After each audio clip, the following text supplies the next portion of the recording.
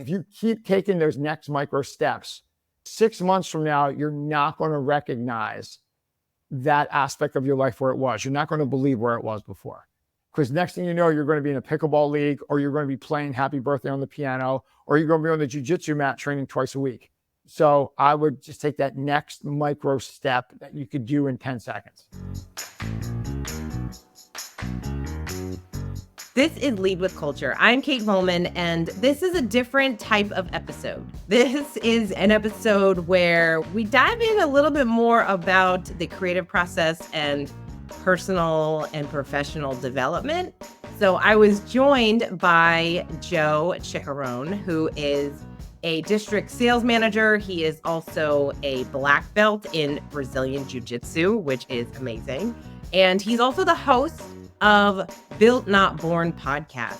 In addition to the work that he does in sales as a sales manager, and he is the manager for about 10 different sales professionals, but he also taps into his creativity, and he does a lot of other things in his life to really fill him up, to help him become the best version of himself. He also has interviewed some really incredible people on the podcast. And so I really enjoy talking to podcasters because they've interviewed great people. So they have a lot of different ideas and perspectives and thoughts and questions, and they collect all of these ideas from other people. And that's what we talked about in this episode. So if you are someone who maybe you have a creative project, or maybe you have a dream in your heart that you've been talking about for a long time and you just haven't allowed yourself to go after that dream, this is a great episode to listen to, because we talked about how he got started with his podcast while working, and also some of the ways to grow personally and professionally. We talked a little bit about some of the questions that he's asked his guests. We talked also about the common denominator that he sees in the successful people that he's had on the show, and what they say really works for them to help them become the best version of themselves. We dig into all of that on this episode, so I hope you enjoy it. Joe, thank you so much. I'm so excited to be talking to you. Kate, it's great to be on Lead with Culture. It's an honor. Thanks for having me. Thanks for having me on your podcast. It was really a fun opportunity. That's kind of how you and I met, getting to be a guest on the Built Not Born podcast, which is such a great show. So for those that are listening, you got to go check that out. Joe has some great guests. Oh, you crushed it. No, it was great to have you on. Awesome. So Joe, I feel like we've been getting to know each other a little bit over the past couple months, and we're very like-minded, and you're just as our listeners, very growth-oriented and continuously learning and growing.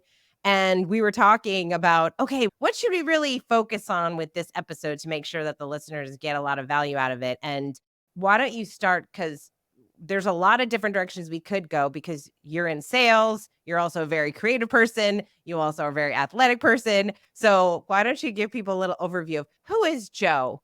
My name is Joe Ciccarone. I'm a husband of one, dad of three, got 2 boys and a girl. I am a district sales manager for a medical sales company in the Philadelphia area. And on the side, I'm a black belt in Brazilian Jiu-Jitsu. See the mat behind me, been training Brazilian Jiu-Jitsu for like 20 years. For those who train, those who know, it's just such an amazing aspect of your life. It just makes you grow in so many ways. It just keeps your ego so in check. And then also too, on the side, about 3 years back, just as a dare, I started a podcast during COVID called it Built Not Born.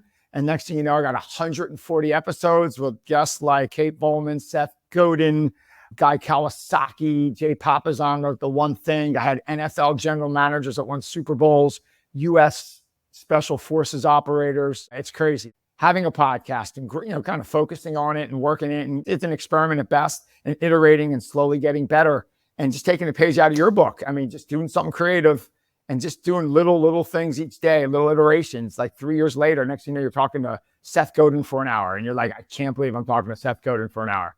That's basically me in a nutshell. And, definitely don't have it all figured out. I guess that's why I do the podcast. I interview smart people like you, kind of tease out their ideas, tactics, and strategies. And then I kind of send it out to the world and say, hey, I learned this from them. I thought I'd share. And that's basically my podcast. That's one of the best reasons to have a podcast is you get to listen, you get to talk to really cool people doing really interesting work in the world and learning from their experiences. And they're really great conversations. I want to dig in a little bit because there's a lot of people out there that are listening that are an executive, they lead a team, they work for an organization, and they really do enjoy their work. A lot of our listeners really value the work that they do and they really love it and they really love their teams. But there's kind of something missing on that creative side. And they do have an idea of, we talk to people all the time that they want to write a book, or they think, oh, I see people starting YouTube channels or people that are sharing their ideas with the world. And they kind of stop themselves from doing that. And I find it interesting that for a living, you do sales and that's what you do. And you lead a team of 10 people, which is no small feat. And you also make time in your life to not only devote to your family, your kids, your wife, and jujitsu to stay mentally, physically well and in shape. But then this podcast that has really become such a big part of your life. And I think a lot of people get intimidated by starting a project like that. So, can you walk through a little bit like how did you really come up with the idea? I mean, I know it was COVID, so a lot of people came up with lots of ideas, but you not only came up with it, but then you executed on it. I mean, had you had experience in podcasting? Did you even know what you were doing? Did you have a microphone? Like, what are all the steps that you took to get started in your project? Basically, the creativity part of things. Forever, like I was an accountant when I started, and I was maybe in the mid 90s when I was out of college. And there was a point I might have been the worst accountant in the state of Pennsylvania. I just picked the wrong career. You're 18 years old, your head's in the fog. I actually had an uncle who was the controller for Adidas in America. He ran the accounting department. And then when I went up there, I had no idea what he did, like zero. I couldn't tell you what an accountant did. I know my uncle was an accountant, and I'd go to his house. It was a big house. He had a great family. He had like 5 kids, swimming pool. And every time I'd show up at his house and give me the Adidas catalog, I want to do what he's doing. And I was so clueless. I never had one conversation of like, what's your day look like? Or what do you do? What's like an accountant do? I just knew accountants made money, had nice houses, great families, and gave out cool gear. So I go to college and I'm starting doing these accounting classes. Went to Bloomsburg University, great school, love it, loved every moment there. Went there and like about 2 classes in, I'm like, this ain't clicking. Every accounting class I struggle. There's maybe, I'm making this up, 10 accounting classes you got to take the 4 years to become an accounting major. Not one was fun. And like, what am I doing? It was about the junior year I figured out like, I don't want to do this. This is kind of like my best trait and my worst trait. Sometimes your strength, your biggest strength is also your biggest weakness. I can put my head down and just go through just chaos. I'm going to stop and pivot like an intelligent person would stop and say, okay, forget the sunk costs. I'm moving to the side. This isn't working. I will just grind through it and like go through nonsense just to complete the goal. Long story short, I went to a radio station. They hired me as their accountant. I thought maybe I'll just go to a cool company. After about a year there, they came in and said, hey, Joe, we like you here. You're not an accountant. You should be in sales. So I switched over to sales. And I realized I knew nothing about sales, like zero. Besides having like a sort of outgoing personality and like talking to people, like I had no idea. I'm a low anxiety person and I was getting anxiety. I'm like, I am going to go bankrupt. They're going to take my car and I'm not going to be able to pay my rent because I'm 100% commission-based sales. Like you would get 10% what you sold, no salary. I started reading everything I could. I found an author. His name was Jeffrey Gitomer. He was writing articles in this business journal. Next thing you know, I'm reading his articles. I'm cutting his articles out. I'm making my own binders of his articles. Yeah, the 18 books, I devoured them. I kind of taught myself how to sell.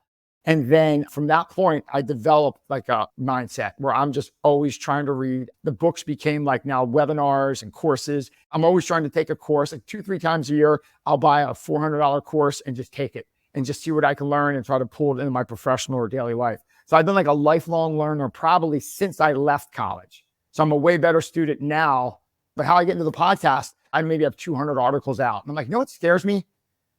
Podcasting. Podcasting came out, Joe Rogan, Tim Ferriss, like Jocko Willink, Ryan Holiday, all these amazing podcasts are out there. And I'm like, that is so cool, but I didn't know how to do it. How long were you doing blogging?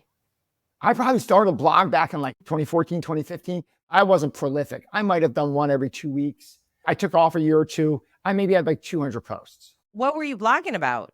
It was like what I noticed, like self-development stuff, like getting a dog for the first time, like family stuff, taking the first vacation that we flew away. I blew my ACL out in jiu-jitsu. Like 10 people asked me what the operation was like. I kind of walked through the injury. I did a couple of posts on the series of getting injured, what it's like getting an MRI, what it's like post-surgery. Like I did stuff like that. Just whatever was on my mind, short articles, 200-300 words. And I'd post them. Some would get 1,000 views, some would get 5 views. It was just more like something to be creative. That's when I first had that like creative vibe. I'm sure you've thought this. Like, what did you feel the first time you did a blog post and you hit send? Like, that was the scariest thing for me ever. Joe, I remember years and years ago, the first time I got a comment on a blog post that I wrote, and it was a girl talking about how she resonated so much with the post. And I remember jumping up and down in my place because it was like the best feeling to have connected with somebody that was like, oh, they feel this same way. I remember when I put my first one up, I almost took it down. I got so scared. And I wrote about nothing. Like, it was such an innocuous topic. I wrote about people are going to make fun of it. They're going to like, this guy lost his mind. Who's he to write anything? And I put it, I think I posted it on Facebook. I pressed the link on Facebook or something. And I'm like, oh my God, everyone's laughing at me. A day later, like I downloaded it and like I went on the website, looked, and I went, like, you could see how many people looked at your thing. You looked at your article. The next day there was one, and that was me. I told my wife and my mom, I go, hey, that blog I was telling you about, I actually wrote my first post and it's up. And I texted them or emailed them the first link.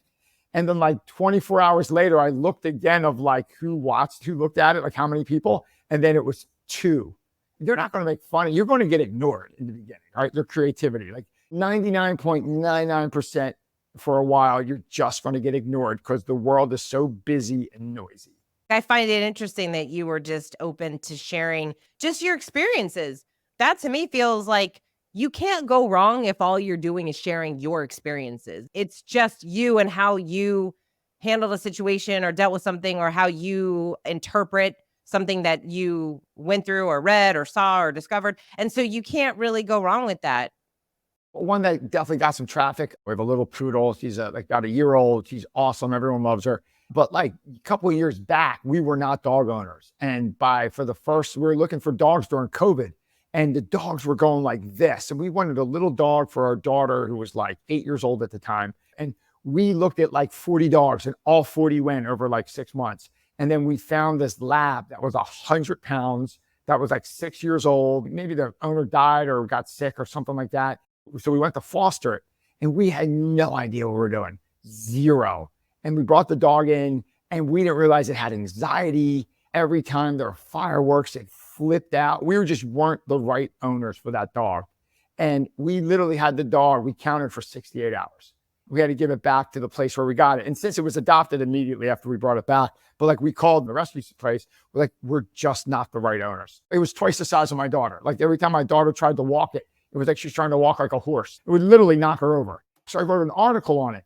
That's the first one where like people would come up to me on the street and they'd be like, oh, it happened to us. Or like, oh, I can't believe you gave that dog back. Like, it's funny. You put something, like you hear nothing forever. Then eventually, if you keep going and have that consistency, eventually you strike a chord, you make a connection, right? And then all of a sudden you build a small following, find 10 people, serve those 10 people, and they'll tell a person.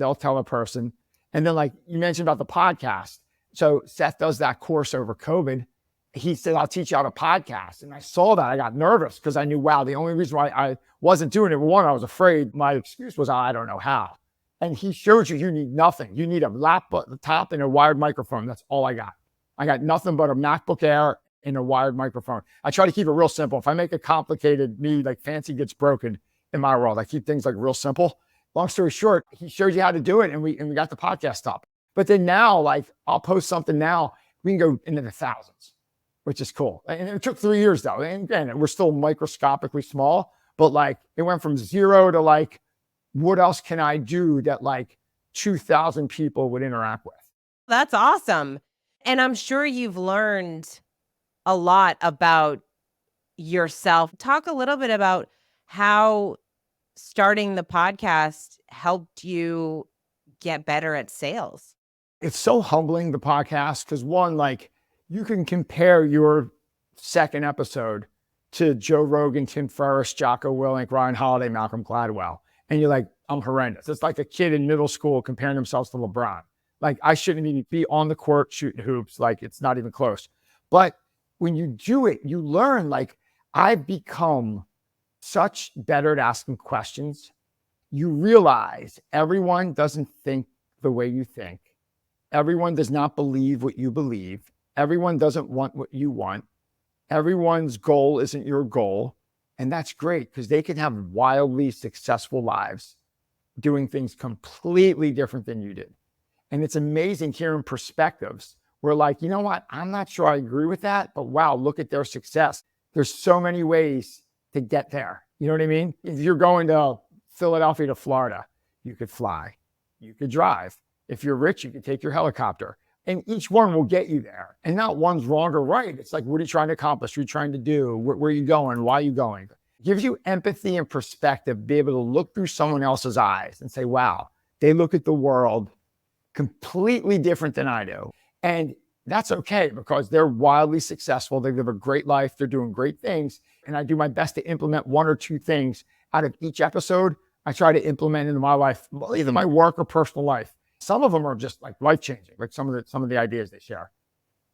So you've had so many guests on, very diverse, from like leaders to athletes to just different creators. What are some of the words of wisdom that really spoke to you? I hate asking if there's like a favorite episode because I don't want you to have to call out your favorite guests, but what are some? I'm like, I could have took it down the jujitsu path and just had a grow fest, just a bunch of tough jujitsu dudes and just everyone talking about their latest fight, the UFC. But I want that. And that's every couple episodes. Then every couple episodes, I want a business leader. Every couple episodes, I want a female who's rocking it out. Every couple episodes, I want someone of color or a minority to show me how great they're doing in their world. I want to steal perspectives from everybody. It's very diverse. So thank you for noticing that. It's something I really tried from about the 10th episode on. But what I learned, like, one, the empathy and perspective, that's probably the big thing. But like, there's so many ways to tackle your day. Like you hear like, oh, you got to get up at 5 a.m. club. I'm sure a lot of the people in your audience read that book. Or like, you got to get up early. You got to get up at 3:30 in the morning.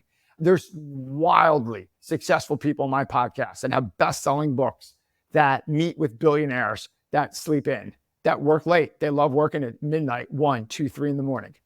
You don't have to get up early, or maybe you want to stay up late. You don't have to read. Maybe some people just read newspapers. They don't read books. Some people don't read books. They just do podcasts. Some people don't do podcasts at all. They just read books. Like everyone has their own unique way to rock out their version of the world.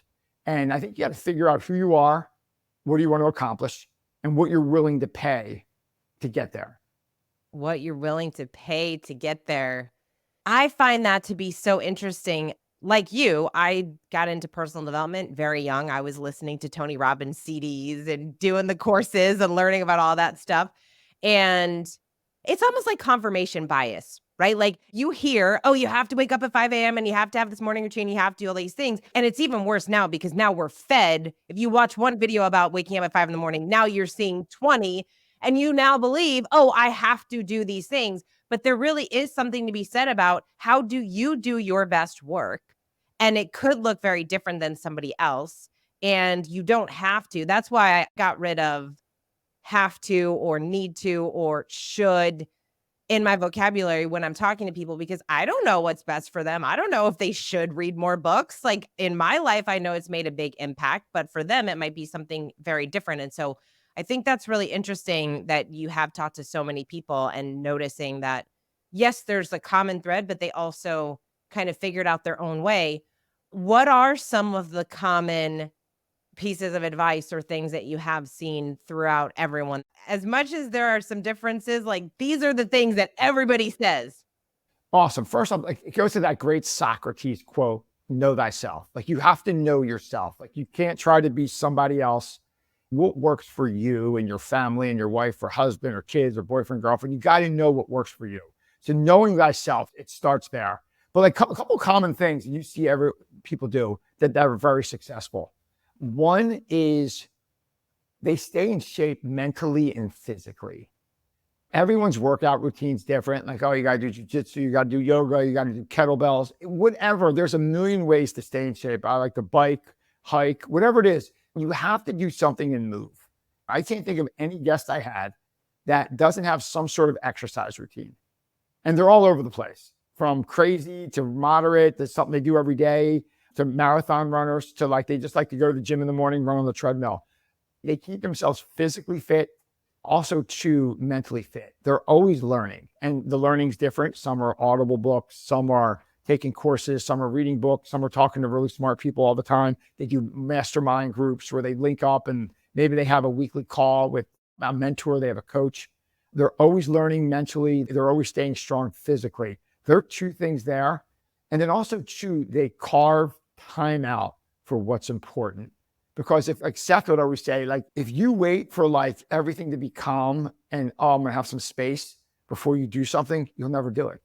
You have to create the space. In the chaos of the day you have 4 conference calls, and you have to find that 20 minutes, that half hour to take the walk, to lift the kettlebells, to write the blog post. You have to carve that out. No one is going to give that to you. You have to find some sort of routine, tactics, habits to say, maybe start with 20 minutes. Like, you start with 4 hours, you're going to fail. No one has 4 hours. But if you say, hey, 20 minutes today, hey, I want to write a blog, and I am going to write on my laptop for 20 minutes today. And it's not just say you do it. You got to put it in your calendar. I used to get in trouble with to-do lists because it's like a wish list. You just do a to-do list and it's like 27 things. You got to take like 2 or 3 VIPs of that day and not only say, start on the side, like this is tomorrow's project. Take those 3 and not just put a list on them. You have to look in your calendar what tomorrow looks like and put it in, schedule the time. Like when I drop my daughter off at the bus, my first conference call is at 9 a.m. I drop her off at the bus at 7:45. I'm going to write my blog post from 8 to 8:20. And if I don't feel like it, I'm going to do it. And I'm not saying the blog post will be ready then. I might have to do that 4 times. I might do that 4 days in a row and maybe one other edit. It might take 5 of those sessions to come up with a valid blog post in my head that I'm happy to send out. But like, you got to put those 20 minutes in. If everyone just took that away, that's such a game changer. So there's a great quote where like, slow, steady progress will destroy Herculean efforts. So if you're like, oh, twice a month, I can lift for 4 hours. But then you're like, I'm going to lift for 20 minutes a day. And you're going to do that for a year. You're going to be in dramatically better shape at the end of the year doing something 20 minutes a day than if you like twice a month work out real heavy when you have that 4-hour block. One of the things you said was your excuse was that you didn't know how. A lot of people make excuses. We make excuses, and Joe, they're good. Like, we feel good about our excuses as to why we don't do stuff. Like, oh, I'm not going to do that 20 minutes of squats and push-ups or whatever because I have to work or I have to go shopping or whatever it is. Like, we make these excuses. We kind of like get ourselves off the hook. So what are the biggest challenges that people have when they have that dream of, I want to get more fit or healthy, or I want to start this creative project, or I want this change in my life, but they keep making excuses? Are you familiar with Steve Pressfield? Like War of Art, he named it the resistance. Your brain's to keep you alive and safe, right? That's the job of the brain. It's not for you to be creative and successful. It's to keep you alive. So anything that's dangerous or different, the brain does not like change. Basically, the resistance is you'll think of a million different reasons why not to sit down and write that blog post. Oh, I got to call my mom. Oh, I got to do the wash. Got to cut the grass. Oh, I didn't get the mail yet. Oh, I didn't pay that bill. Think of a million reasons. And that's all resistance pulling you away. That's why you have to put something on. You have to say, I don't care what's going on. I'm taking 20 minutes. And you can't do it when like people need you. Like it's 6 o'clock, it's dinner time, and the whole family's sitting down for dinner. It's not then. That's not well thought out. And that's not going to work. And that's selfish. But like if you have an hour lunch break and you're done eating in 15 minutes, I'm saying instead of scrolling for an hour a day, scroll for a half hour a day and do something for you for a half hour. Lift the weights, write the blog post, learn to do the podcast, maybe read a book. Maybe you just have, there's a bunch of books that I wish I read more. Read for 30 minutes a day. And read a good book, fiction, nonfiction, whatever. Choose the book that best fits you. Read 30 minutes a day. If you went from never reading to reading 20 minutes a day, and you did that for a year, you'd probably read 10 books. And those ideas would probably change the way you looked at the world. What is your favorite question to ask your guests? I ask these three, no matter where the interview goes, I wrap it up. I ask at the end, take just one lesson away from everything we discussed. What would that lesson be? And I've got some of the greatest one-liners, and they'd stop and think, and they share something like, keep going, give them hell, or like, don't back down, or something like that. Everyone's like, gives you something, and they summarize their work in like a sentence. And some of them are pretty powerful. A fun question I asked at the end is, like, if you could spend a day with anyone, alive or dead, famous or not famous, who would you spend the day with? That gets some great answers. And then the last question I asked, which I stole this from Ryan Holiday and Tim Ferriss. Tim Ferriss is like, if you could put a billboard on the highway, what would it say? And Ryan Holiday tattoos sayings on his body, like obstacles away, he goes the enemy. And I go, if you had to get a quote tattooed on your body, what would that quote say? 80% of them give some really great quotes. You asked me that, and it was so funny because I did a video about it. I was like, I was on this podcast and this is what Joe asked me. And I said, and I don't like those questions because A, I don't want a tattoo. And B, when anyone asks me like, what's your favorite or what's the one thing? I'm like, there's too many I love, but I did give you an answer. So at least I did that. It's so fun. And here's one. You asked the question couple, like, what did I learn? And what do most of the successful people have in common? Another thing that just popped in my head is open-mindedness. They have an open mind and they're not afraid to say, I used to do it this way and it served me well for X amount of time. But like, you know what? Now I'm going to do it that way. Their mind can be changed. It's not like I'm doing this and they're going to run through the wall. Like there's a point where they stop. Seth Godin talks a lot about like you have to ignore sunk costs. Like sunk costs are a gift you gave yourself from the past. Sometimes you don't need those gifts anymore. Even though I did all this in the work in the past, my work's over here now, and you have to move on. So like keeping an open mind, I see a lot, besides like staying in mental and physical shape and always learning, having an open mind to do things a little different and to pivot. I think that's a very common trait of the successful people I've spoken to. There are some favorite questions that you like to ask. What is one or two questions that you've been asked that kind of made you really think, or it was very thought-provoking, or kind of came out of nowhere and you were like, ooh, that was interesting? Someone asked me, why do you read all these books?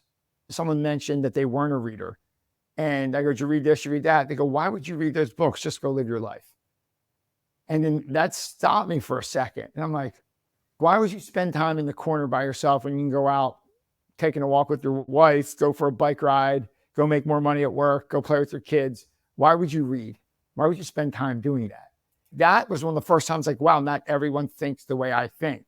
Not everyone believes what I believe. Like I believe like if I can get in the mind of Churchill, I could read his book and I could steal leadership principles that he did, or Napoleon, or Malcolm X, or Washington, Jefferson, whoever.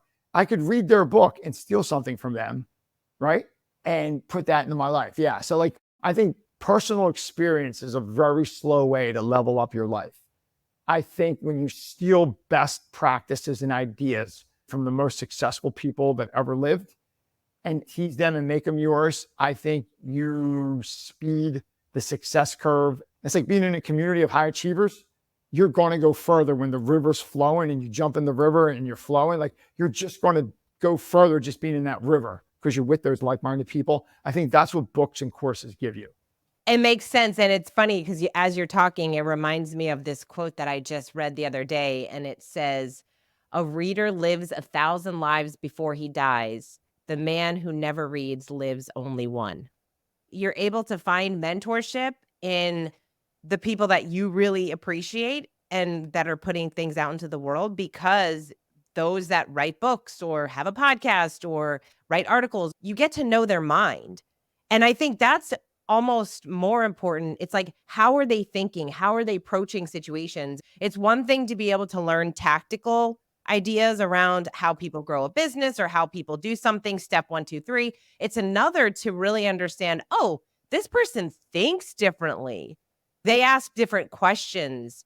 they approach their life and business very differently. And so to be able to learn that, that comes from reading a book, because it's like you're getting like the whole arc of a story versus like a lot of sound bites that we seem to be very attached to these days with social media and TikToks and Instagram clips and, 10 seconds, 30 seconds here and there. Yeah, one more point on that. Like if you go in the world of sales, if you didn't read a sales book, say you're in sales, and you didn't find an author that you liked that sped up your learning curve in sales. One, you would level up so dramatically faster. Like here's a book of great questions. Here's a book of Zig Ziglar, How to Close, Jeffrey Gitomer asking questions. You read those books and implement them. You're like 6 months ahead in 2 days after reading those books. But if you don't, you're going to lose sales. But if you read General James Mattis, who was a Secretary of Defense, he wrote an amazing book called Call Sign Chaos. Came out about a year or two back.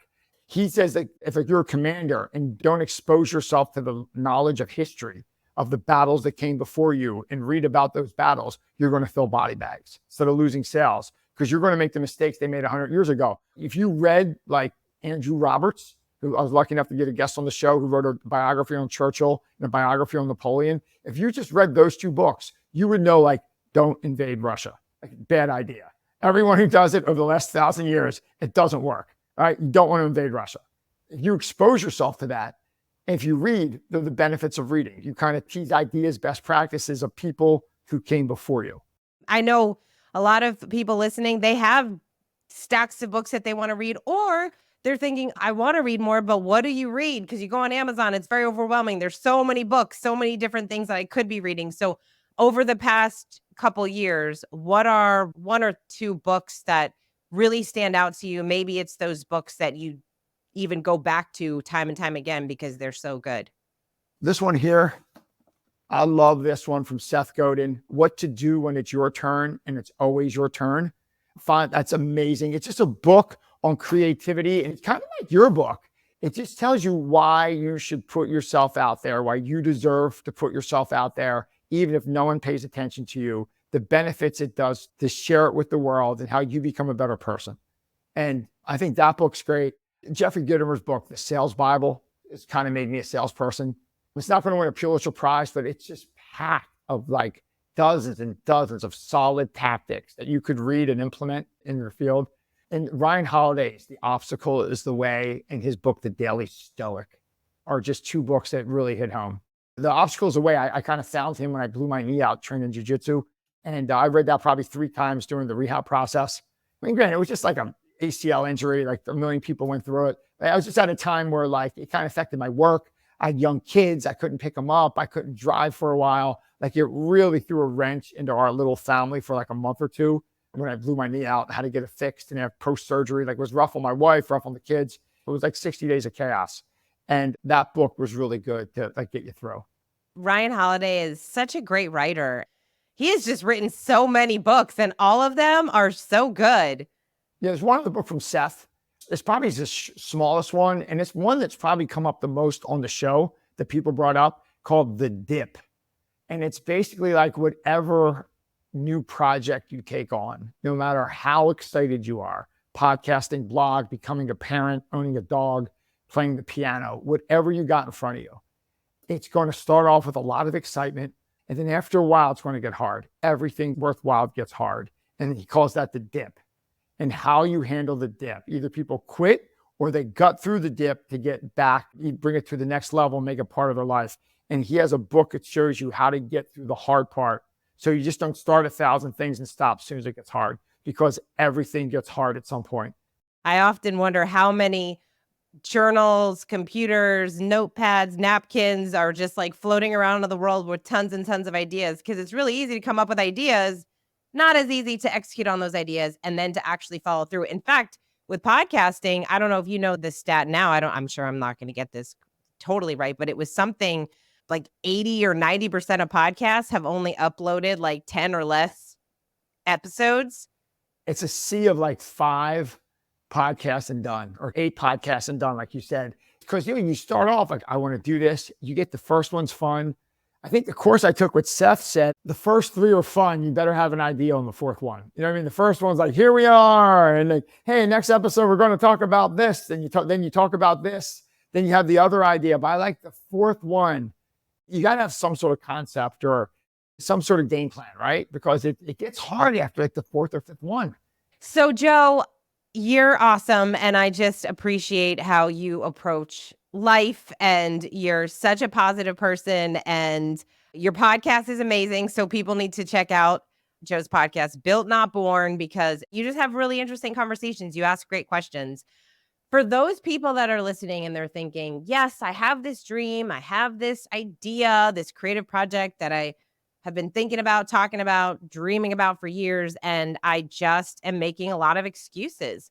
What is one thing that you would recommend for that person to do to push them forward into actually getting started with that dream?